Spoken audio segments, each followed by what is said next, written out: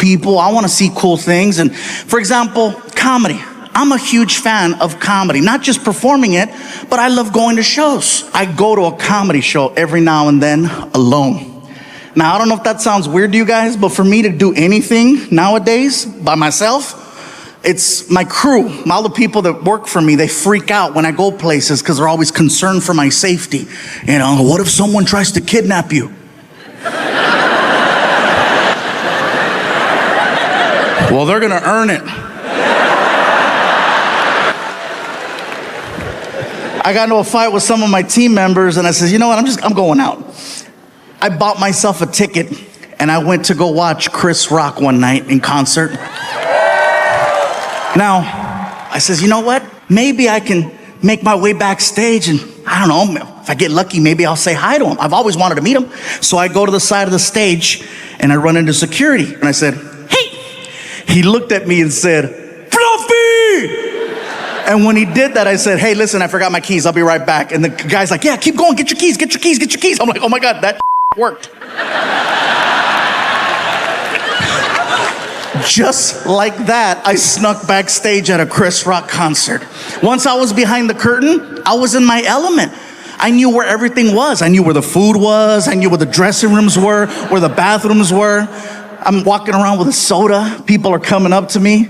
You know, we didn't know you were gonna be here. I got a call last minute. Looking for my keys. I says, you know what? I got this far. I'm gonna push it. I wanna meet him. I've always wanted to meet Chris Rock. It was not hard. Once I was back there, I just had to go to the dressing rooms. All I had to do was read the name on the door. I'm standing there in front of the door and I'm hyperventilating. Just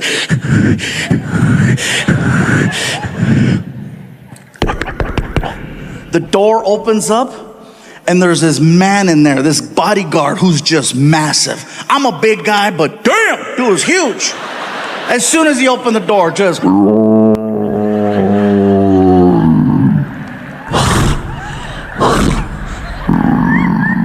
welcome to Jurassic. Big!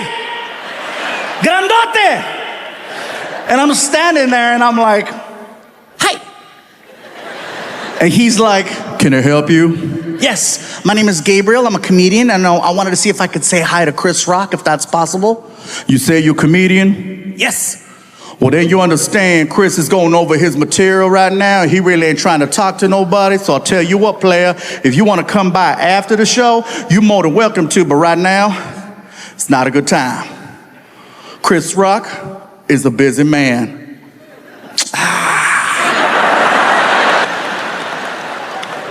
Can I wave? Excuse me? Can I wave? What you mean?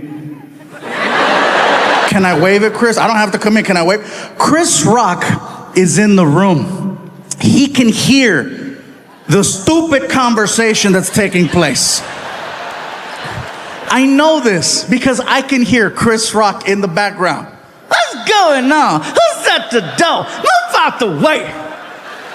Yo, Chris, I got this, man. I got this. Move. All right. And the guy stands to the side, and now I'm looking at Chris Rock. And he recognized me. And it freaked me out.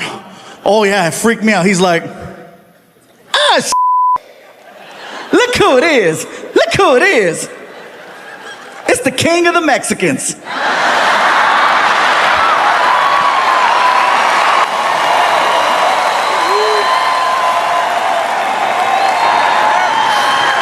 And while I'm doing this, I get the most random phone call I have ever gotten. My publicist calls me up and she's like, Gabe, Snoop Dogg is looking for you.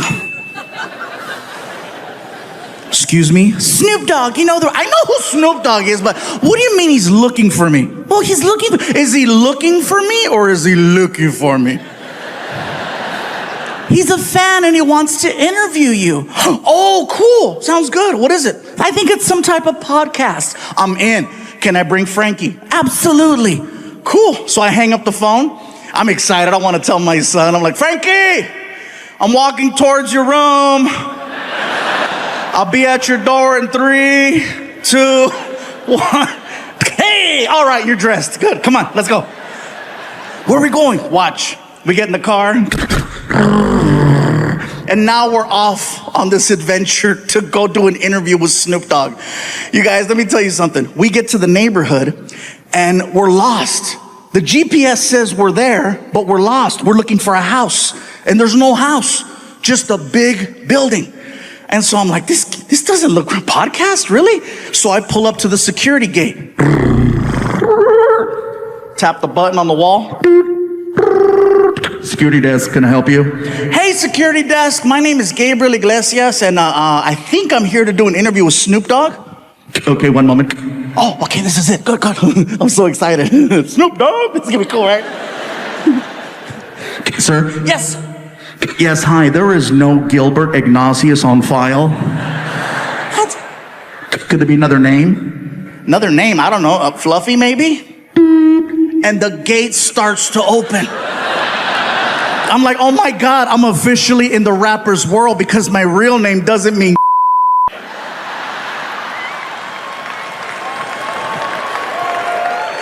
So we drive in and we're passing all of these reserved parking spaces. Reserve.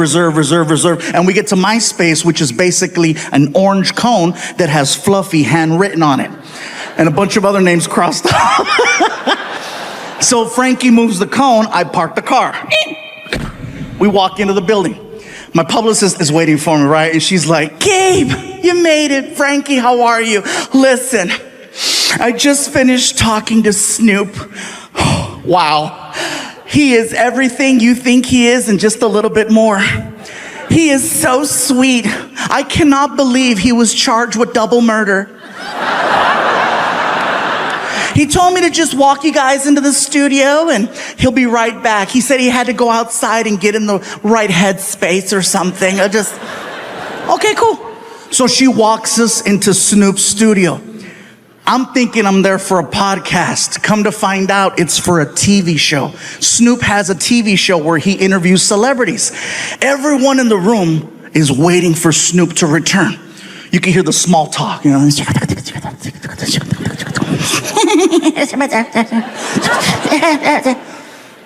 All of a sudden, everyone stands up.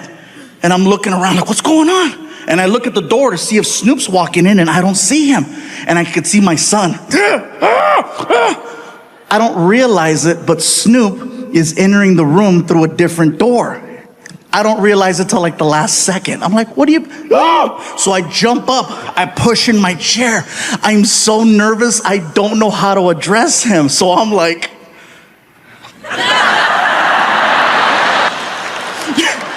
I felt stupid. Snoop walks over to me and he's so cool, you guys. He's so cool. He walks over to me and he grabs my hand. He's really strong. He pulls me in and he says, yo, what it do, baby boo? How you feel?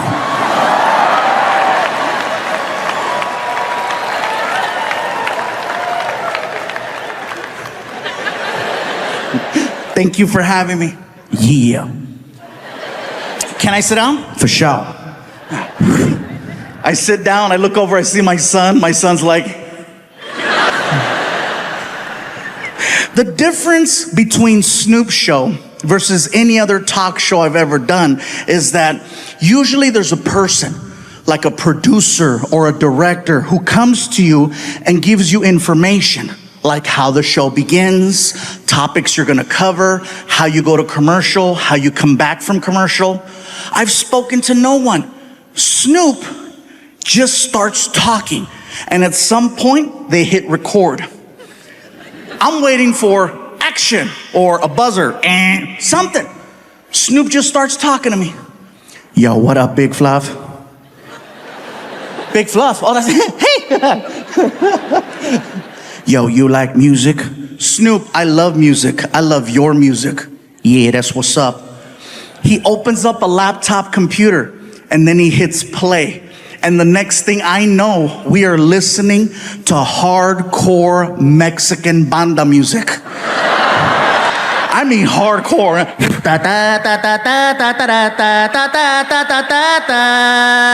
And you can hear gunshots in the song. ta ta ta ta ta ta ta ta ta ta, and then a cow. And the whole time Snoop is like, I love it when he go moo. What?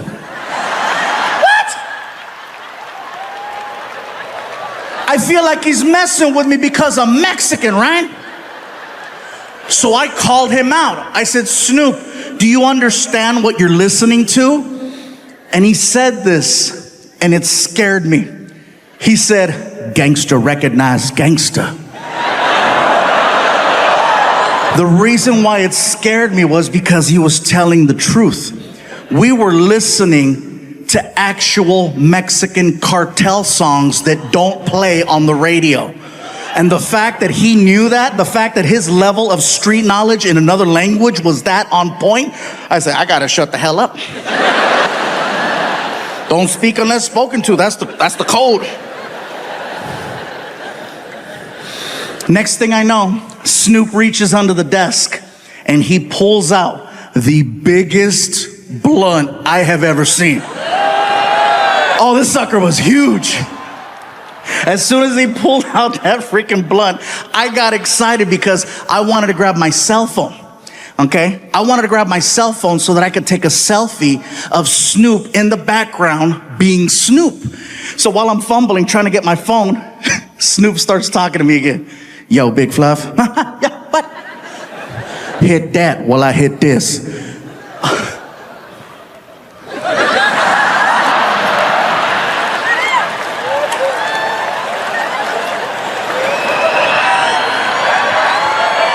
The second I went like that, all of the cameras in the room, red light, red light, red light, red light, red light. So I get a letter in the mail from my old high school, and it's like, time for the reunion. My girlfriend saw the letter. She's like, ooh, your reunion. I go, yeah, my reunion. When is it? When are we going? Actually, I was going to take my friend Tony because, we went to high school together. He's my best friend since high school, so I was going to take Tony. You're going to take Tony instead of me. That's what's going to happen, huh? You're going to take Tony instead of me. Your girlfriend, you're going to take Tony. No. It's okay.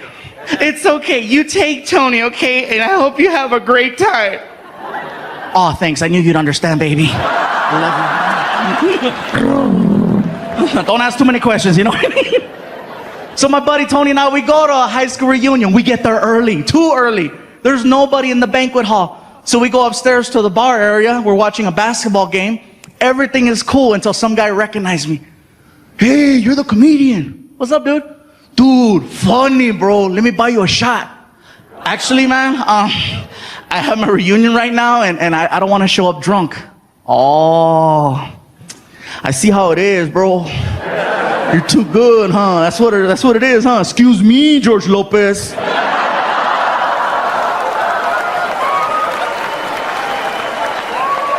Let's do the stupid shot. All right, bartender shot. So he freaking makes a double. And we freaking cling, cling, and slammed it. I'm like, oh, thank you, man. Thank you. Let's do another one. Oh, hey, man, I'm okay. Thank you. See how it is, Paul Rodriguez? Let's do another shot. And he kept this pattern going. He must have had like 7 comedians behind his freaking wallet, one after another. I got so drunk. I was that level of drunk where you can't even walk straight. You got to look at the ground to navigate. You're just kind of. I get to the reunion. There's a lady at a table, and she's got stickers on the table that say, hello, my name is. And then with a Sharpie, you write your name. I was so drunk, I couldn't even write Gabriel.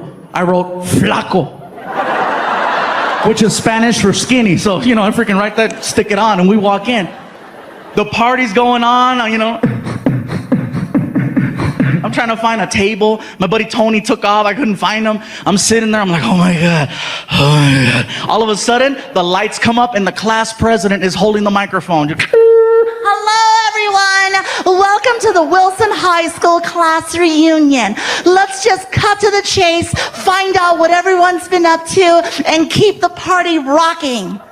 So she pulls out a list. Who's done this? Who's done that? Who has the most children? Some girl in the back. 7. Everybody's like, puta. Now you remember. Okay. All right? She keeps going down the list. Who's done this? Who's done that? Who's been on television? Everybody at my table who wasn't talking to me before, they weren't talking to me before. Now they're like, right here, right here, right here. I'm like, no, I'm drunk, no, shh. Sure enough, here comes the girl. Oh, we have a celebrity over here. Come on, say something. Get up here, Flaco. Come on, Flaco, get up here. No, I'm okay. Oh, come on, get up here. Are you too good or what? So I got mad and I jumped up. I'm not too good.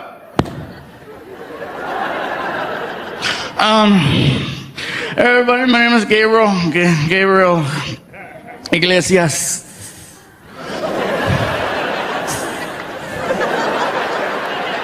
I don't want to say a whole lot right now because I've been drinking and I don't want to say nothing stupid. It's really nice to be here with everybody.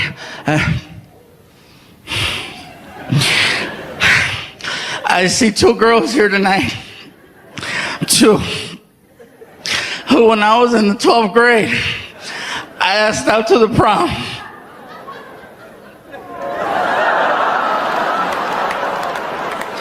And they said no.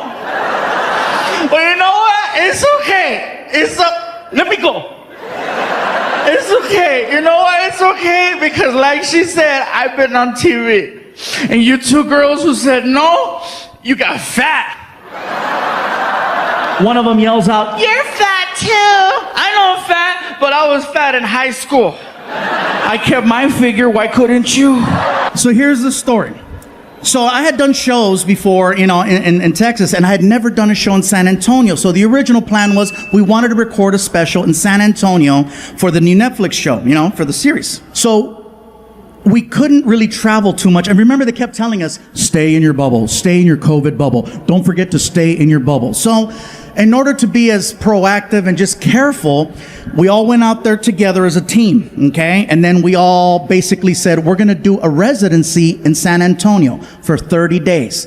30 shows and 30 days. And on the last day, we'll record a new special. This way it gives me a chance to start performing again because it'd been over a year since I touched the stage. And so we get there and they gave me the option. Do you want to stay in a house or do you want to stay in a hotel? And I said, well, I've never lived in Texas before, so let's see what a house feels like. So they got us like this fancy Airbnb, and basically, it was Martin, Alfred, my friend Rick, myself. It was like four of us. It was like the Mexican version of the real world, okay? So we're all in this big house together. Everyone gets their own room. And so, of course, I get the big room because it's me. And, look at something. No. Yes. So I open up the door. I turn on the light. Click. And I'm like, this is a beautiful room. Wow. Look how big it is. And then I notice there's a hole in the wall. And I said, that's weird. So I get really close to the wall. And when I got close, I realized it's not a hole. It's a big-ass roach. And let me tell you, I am not exaggerating when I tell you that cuca was this big. That roach was this big. Now, I have used this unit of measure before to exaggerate. And let me tell you, I'm not exaggerating when I tell you that freaking cucaracha was this big. And I don't want you guys thinking, oh, what, you think you're too good for roaches? No! I grew up with roaches my whole life. My mom and I, we lived in apartment buildings, projects. We always had roaches, but they were different. First of all, they were this big. And California roaches are very different, okay? For example, when you turn on the light, they scatter. In Texas, he chilled. In California, they respond to sound and movement. Scatter.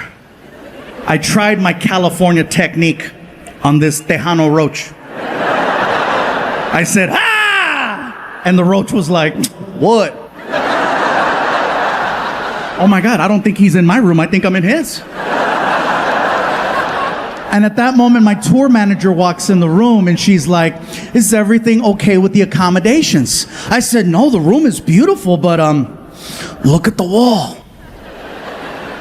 Aw, there's a hole in the wall. I said, get closer. She gets up to the wall and she's like, oh, it's a big ass roach. I said, you're okay with that? She said, he's not in my room. She can see that I'm visibly bothered by this roach. So she's like, would you like me to take care of your little friend for you? And it is a little emasculating because I'm a big guy and she's like 5'2". So she's like, move, fool. She takes off her shoes, she grabs it, she gets up on a chair, and she brings it back, and she's like, soy la 69. Bam! Nailed that roach. Threw down her shoe, put it on. I look at the wall, and it kept moving. And I said, you have angered our friend. And she was like defensive. Fool, round two. So she grabs her shoe, gets back up on the stool, and she brings it back. And just as she's about to nail this roach for the second time, I have a bus driver named Dave who has never received any credit. And he's been working for me for almost 10 years now. This man has successfully gotten me to every single comedy show on time without fail.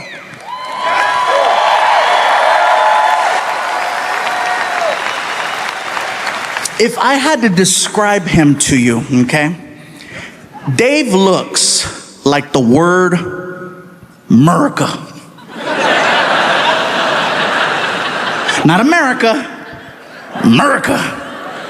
He's about 6 feet tall, he's white, he has a gray beard, and he wears a trucker hat. And he's gotta be one of the most hardworking people I have ever met. Now, when I say hardworking, hey, I'm on the road 46 weeks out of the year, so I know. Difference is, I fly home every Monday, Tuesday, Wednesday. Dave stays on that bus and he gets it to the next city where we meet him. He works anniversaries, holidays, special moments. Christmas time, I was with my family. Dave was driving that bus on the East Coast. New Year's, I was with my family. Dave was on the East Coast driving that bus. One of the hardest working people I've ever met. I just want to give him a shout out.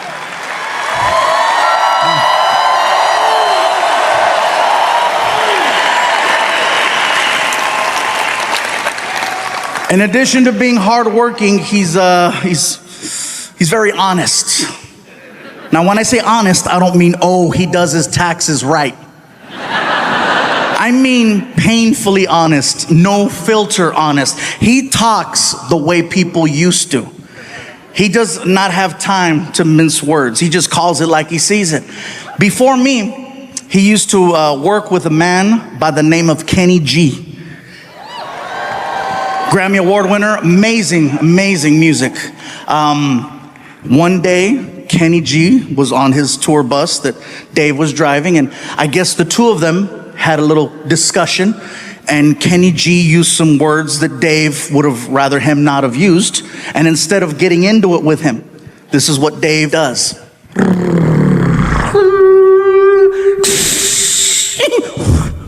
Kicked Kenny G off of his own bus. Because he would rather lose his job than lose his self-respect. And that's the man I work with. He's a bad dude. You guys are clapping, but you should have seen the interview. Oh man, it was a good one.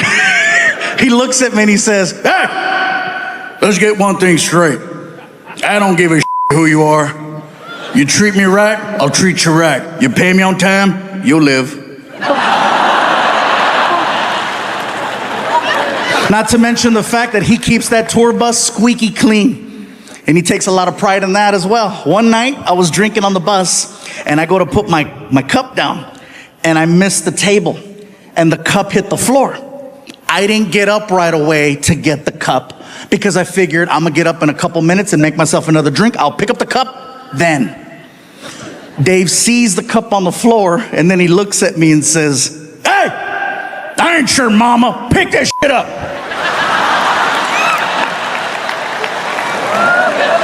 I get to the back of the bus and I'm like, wait a minute, I pay him. Hey Dave, shut up. Yeah, I'll be in the back in my room, thank you. Drive safe. And people tell me, you work with a man who talks that way to you? Why? Let me tell you why. Because he's honest. With Dave, you know exactly what you get. Nowadays, it is so hard for me to tell who's being genuine and who has an agenda. And with him, you know exactly where you stand. If he likes you, he loves you. And if not, you're on the curb with Kenny G. That being said, I have a story to share. About a year and a half ago, maybe longer, we're on the bus and we're heading down the highway. Just so you have kind of an understanding of the bus layout, let's say this is the front. Here's Dave, the driver, empty seat, and then a sliding door that goes in between him and the rest of the tour bus. My buddy Alfred and I are in the living room portion and we're watching TV. We're watching the news. And on the news, there's this person who is running for some type of office. No particular office. And I guess their big plan is to erect a structure between two bodies of land. Somewhere. And I guess they want one side of the structure to finance the entire project. Well, my buddy Alfred and I, we have a lot of family that works in construction, and we know a bad job when we see one. So we started to voice our opinion out loud about how we felt about this person and what they wanted to do. We're being very loud. So loud, Dave can hear us. And then we hear Dave.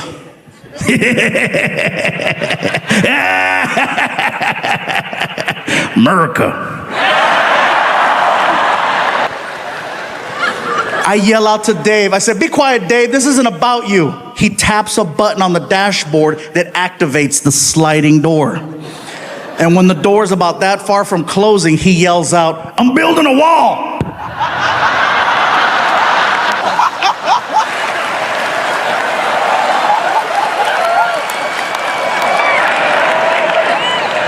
I couldn't even get upset because I was too much in shock over the fact that that came out of someone 4 feet away from me.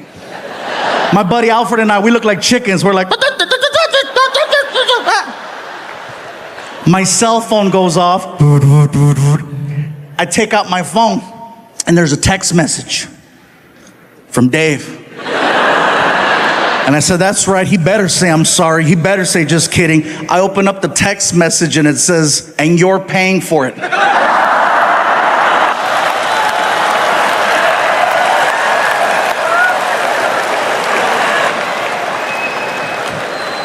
And people tell me, "You still work with him after that?" Yes, I do. I trust that man with my life every single night. I know where his heart's at. He can say whatever he wants. And that's another thing that's changed, you guys. My son Frankie is now 18 years old. And 1 week away from graduation. Yeah. You guys are clapping, but he's not leaving. I've already asked him, I said, "Frankie, what do you want to do with your life?" "Have you thought about college?" "Just now." I'm like, "Frankie, you do realize that all you need to do is get accepted. I tell a lot of jokes. I will pay for your entire college education no matter where you want to go. As long as you get accepted." What do you think about that?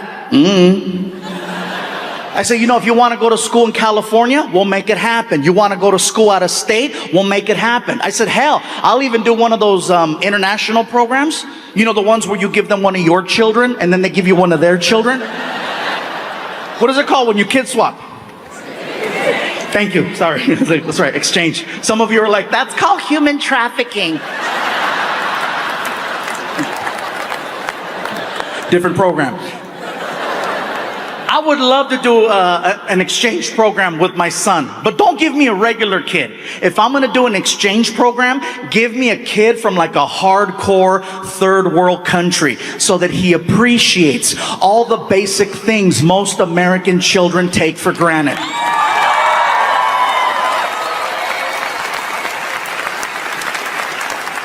That's why I say, give me little Tombutu. Give me Tombutu. I would love Tombutu, and Tombutu would love me. Mr. Fluffy, Yes, Tombutu. I was wondering, what time do we go to sleep? You go to sleep whenever you like. This is your room. We sleep next door. All of this is for Tombutu? Yes, all of this is for Tombutu. In my village, 2 families sleep in an area this big. Well, here in America, one big ass Mexican kid sleeps right here. Enjoy. And then I would take him to like IHOP or Denny's and let him order whatever he wants and just watch him lose it. You know? This is the Thanksgiving I heard of. Thank you, Mr. Fluffy. Thank you. If there is anything Tombutu can do for you, please. I thought it would be great if I could tell an old story that was from years ago that never made it to a 1-hour special. And the cool part about this story is that it now has a different ending. The story is called The Gift Basket.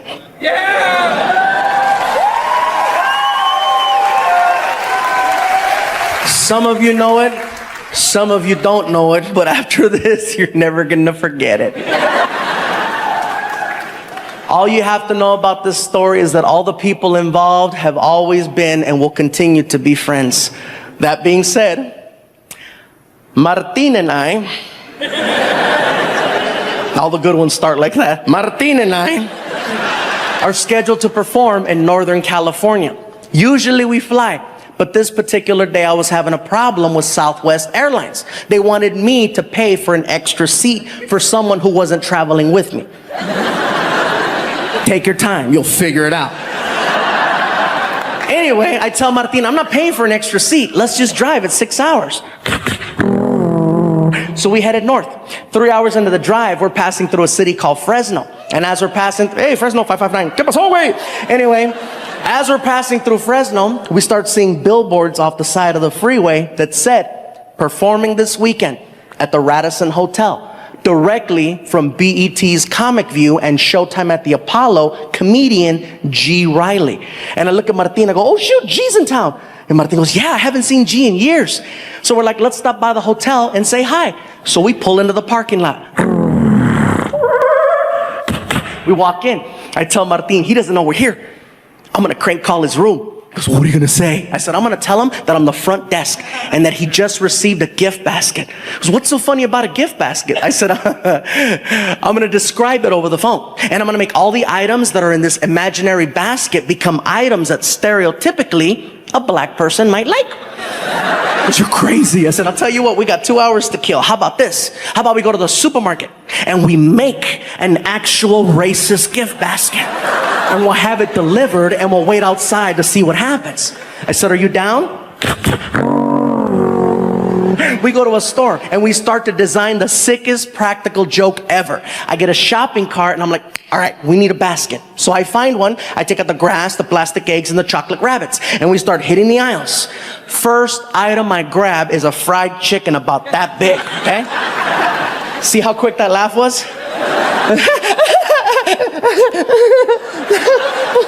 There's a few black people in here like, mother, this better be funny.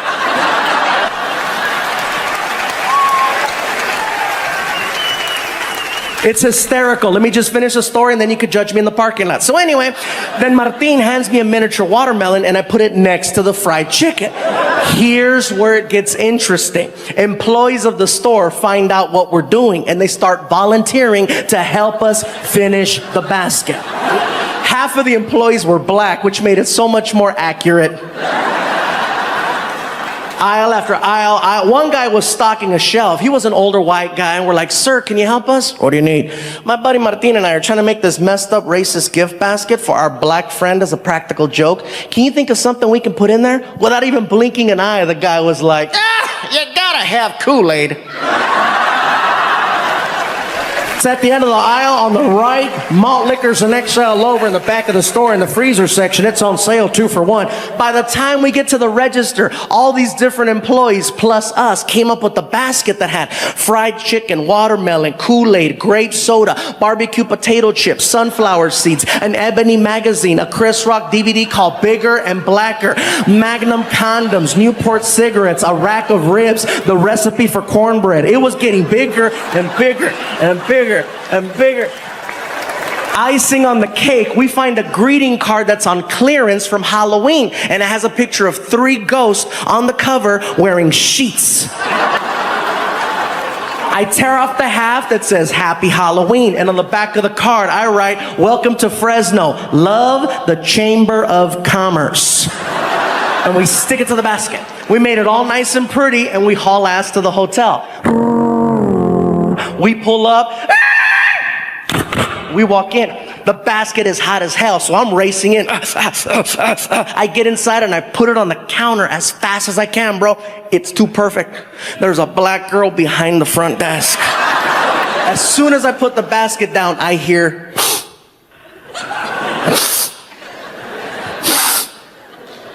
Is that chicken? Ooh, let me see. Hold on. What is it? Let me explain. My name is Gabriel. This is Martin. We're a couple of comedians, and we're about to play a really crazy practical joke on a friend of ours who's staying here tonight by the name of G. Riley, who's also a comedian. Oh, the one that's on the signs on the freeway. Yeah, the one that's on the signs on the freeway. So as a practical joke, we went to the store and we made this messed up racist gift basket. That's why you can smell fried chicken. And she was like, what?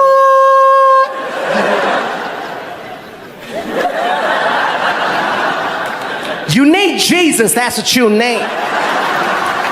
Kiki, girl, you better hang up that phone. You ain't gonna believe what I'm looking at over here, girl. Listen, we think it would be hysterical if we could have you deliver the basket for us. She lost it.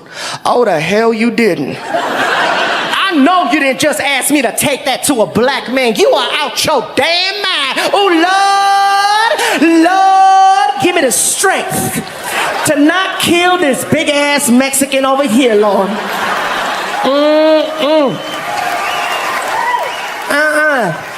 Okay, look here, Nacho Libre. I don't care who you are. I am not doing it. Hell no. I'll give you $50. Where that motherfucker at?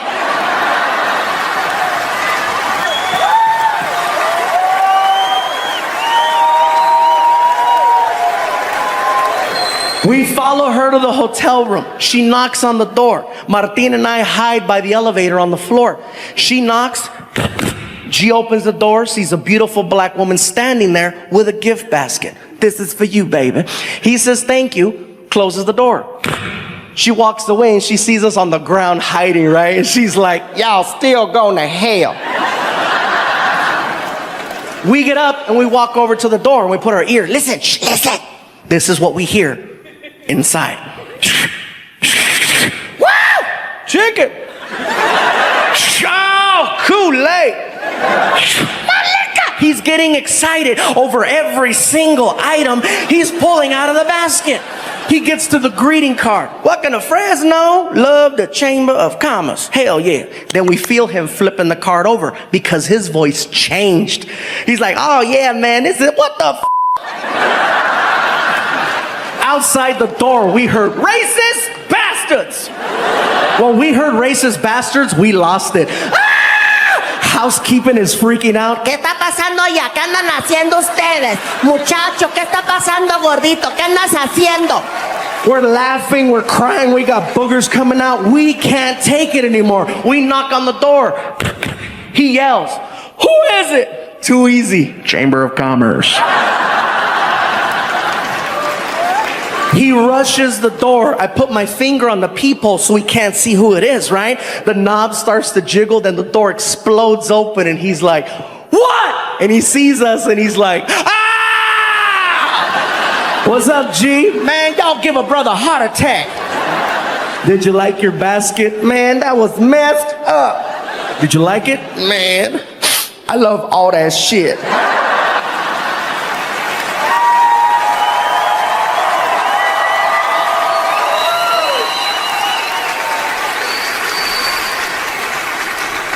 And now, ladies and gentlemen, a story that has been 7 years in the making. I would like for you to now hear, for the first time ever, the other side of that story. Ladies and gentlemen, I flew him here to Hawaii so that he can share this with you. Give it up for my friend, Mr. G. Riley.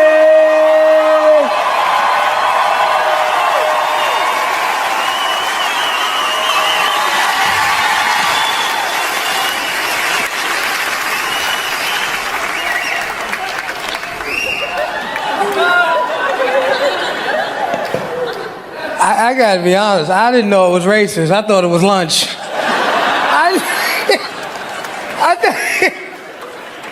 thought it was lunch. I didn't know it was racist till I got back to my neighborhood. And brothers in my neighborhood looked at me. They say, man, I don't believe you let that Mexican guy do that to you, man. That was messed up. I know you got him back. I said, what, buy him lunch? I can't afford to buy that man lunch. If I buy him lunch, he'll be getting me again. But see, you gotta understand, it was the perfect set of circumstances when it happened. Because I'm laying across the bed in the hotel. I had never been to Fresno before. And I wanted something to eat, and I didn't know where to go eat. So I'm laying across the bed, and I'm saying to myself, where could I go eat? I wish I had some food. And all of a sudden, magically, there's a knock on the door, and a black girl shows up with a gift basket. And I took the gift basket, and I said, they know how to treat their comedians up here in Fresno. And I'm walking to the bed, and I could feel the heat, and I could smell the chicken from the gift basket. And I'm like, oh, this is cool. Because nobody smells chicken and thinks of racism, right?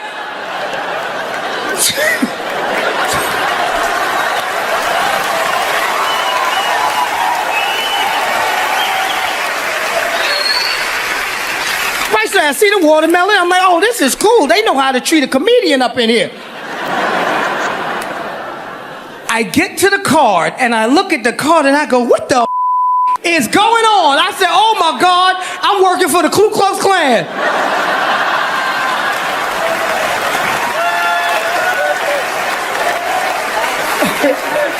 And I really started to panic because in my head, I'm saying to myself, is this for real? Because there were billboards all over the city with my picture. And I started thinking they were trying to scare me out of town. So now I don't know what to do, right? And I start trying to call the promoter, and the promoter's not answering the phone, and it's festering in my head, and I'm nervous, and I'm pacing in the room, and all of a sudden there's a knock on the door, right? And I go, oh my God, they come to get me. So I ease over to the door, right? And I look through the peephole, right? And all I see is a brown dot, right? And I go, I hear somebody out there because I hear the breathing, right? I hear, because this was about 60 pounds ago, right? So I go to look down up under the door, right? But I said, oh my God, it got to be about 5 or 6 of them out there. Oh my God.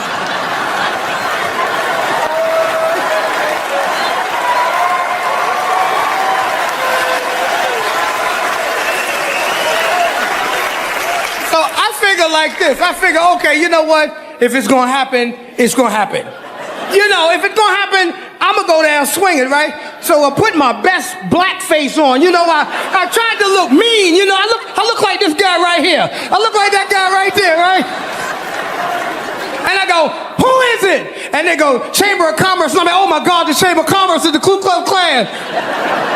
And I'm panicking, so I get to the door, right? And I pull the door open, and when the door opens up, these guys are falling all over the hall, laughing at me. They're rolling all into the cleaning lady's car. The cleaning lady didn't know what was going on, right? She's scared to death because she sees a black dude with no shirt like this, so she grabs the lemon pledge like it's pepper spray, right? She's ready to get...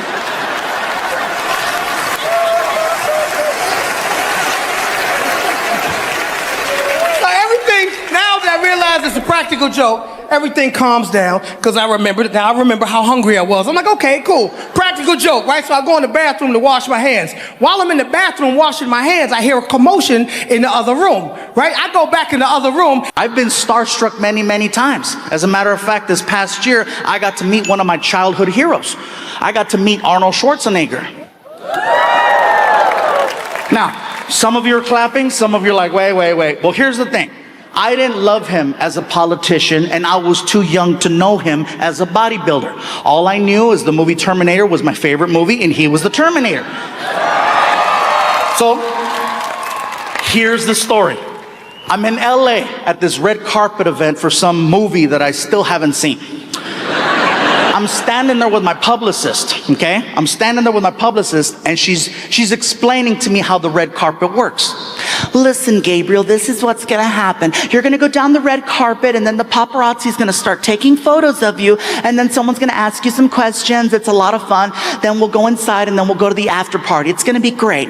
As she's telling me this, I'm looking around, and I look over and I notice, I see him. I see Arnold Schwarzenegger, and I freak out.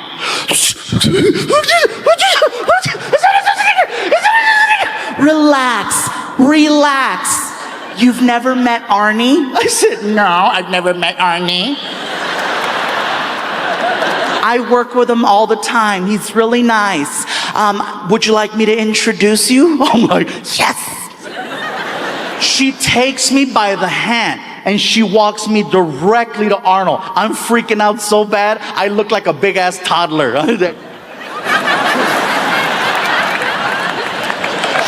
We get over to Arnold Schwarzenegger's area, and he's Arnold Schwarzenegger. He's already got a big group of people around him waiting to take a photo. So I'm just patiently waiting. As I'm watching him, you guys, I gotta tell you right now, no one on this planet is better at meeting people than Arnold Schwarzenegger. He is the greatest people meter I've ever witnessed. And the reason I say this is because when you meet him, he's very engaging. He grabs your hand, he pulls you in, he looks at you in the eyes, and he turns it on.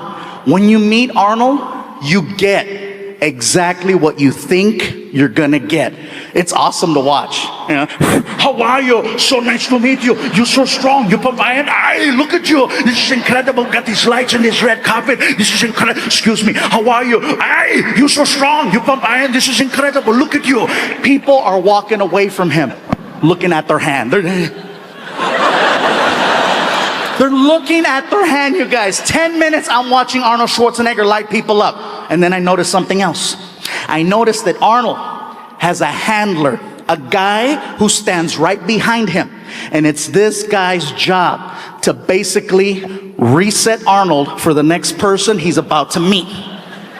Arnold Schwarzenegger will never cut off a conversation with the fan. The guy behind him listens in on the conversation, and he determines when enough is enough, and then he signals Arnold to cut it off and move on.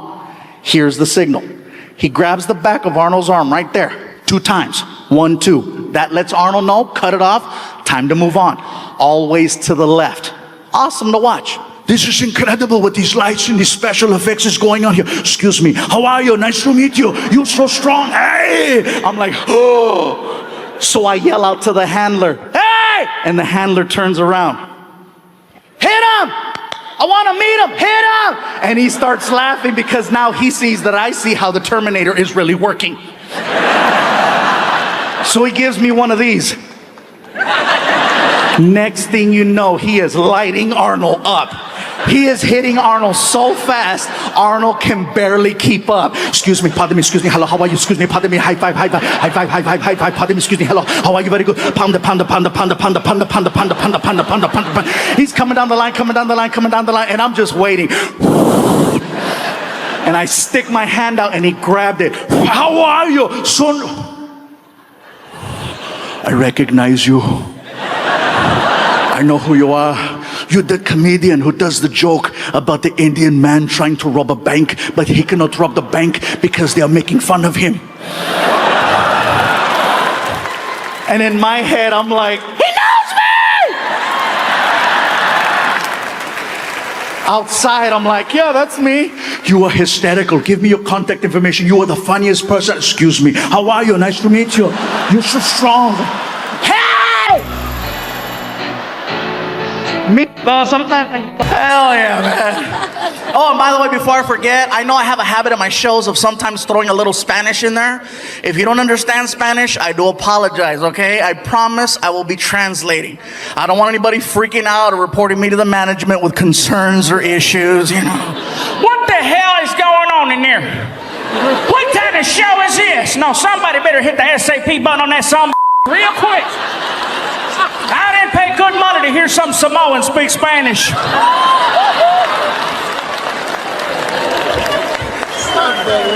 I'm not Samoan, I'm fluffy. I didn't know why the guy thought I was Samoan, you know? And I've had this happen a couple times where people go, "Are you Hawaiian?" I'm like, no. No, not just a shirt. I thought it was just a shirt, but no, how could it just be a shirt? Just because you wear a freaking sombrero, that doesn't make you Mexican. I see white people Cinco de Mayo wearing a sarape, walking a donkey with a sombrero. You don't look at him and go, "Hola, amigo." No, you're like, "Hey, Ted. Hi." You know, and he's walking around, "Hola, come on, stupid donkey, come on." I don't get it, man. I'm just trying to do my thing, but it's funny though. I didn't know why the guy thought I was Hawaiian until I actually went to Hawaii. I found out that Hawaiian people actually look like swollen Mexicans. They do. I got off the plane, I looked around, I was like, "Oh my God, my family." Even they were like, "Aloha, brother, lo que le, malo, malo." Orale.